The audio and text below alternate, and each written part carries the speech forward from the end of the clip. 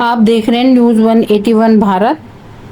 गुरुग्राम की tennis player Radhika Yadav की हत्या से जुड़ी कई कहानियां चर्चाओं में है। बीते कुछ समय से वह टेनिस की अभी चला रही थी।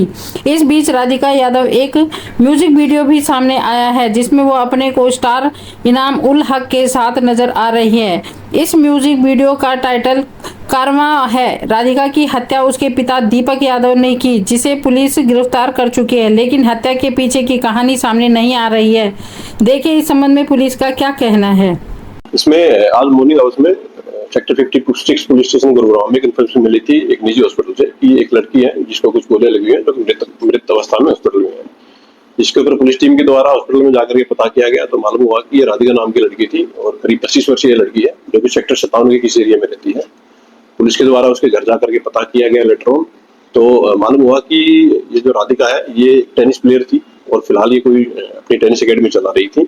इसके पिता के द्वारा इसको गोलियां मारी गई हैं, जिसको पुलिस के द्वारा अरेस्ट कर लिया गया है और उससे पूछताछ की गई है तो उन्होंने इस घटना को अंजाम देना स्वीकार किया है। फिलहाल जो इन्वेस्टिगेशन हुई है उसमें पुलिस को मालूम हुआ है कि जो मृतक है उसको 3 गोलियां कुल मिलाकर के लगी हुई हैं और एक्यूज के ब्रदर के द्वारा पुलिस की कंप्लेंट फाइल की गई है और उसके द्वारा ये एलिगेशन लगाए गए हैं कि उनको शक है कि उसके द्वारा गोली मारी गई है। एक्यूज दीपक जो है उसकी उम्र करीब 49 ईयर्स है।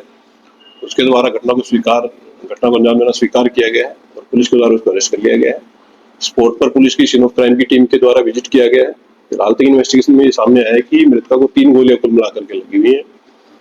जो रीजन है घटना के पीछे उसमें फिलहाल तक जो पाया गया है कि ये जो राधिका मृतका थी ये कोई टेनिस अकेडमी अपनी चलाती थी, जिसको लेकर के इसके पिता नाराज थे और उन्होंने इसको कई बार बोला था कि ये एकेडमी न चलाए और इसी नाराजगी के चलते इन्होंने गोली चला करके हत्या की वारदात को अंजाम दिया गया है। जो मृतका है वो एक नेशनल लेवल की प्लेयर थी और पिछले काफी समय से ये अपनी टेनिस अकेडमी चला रही थी।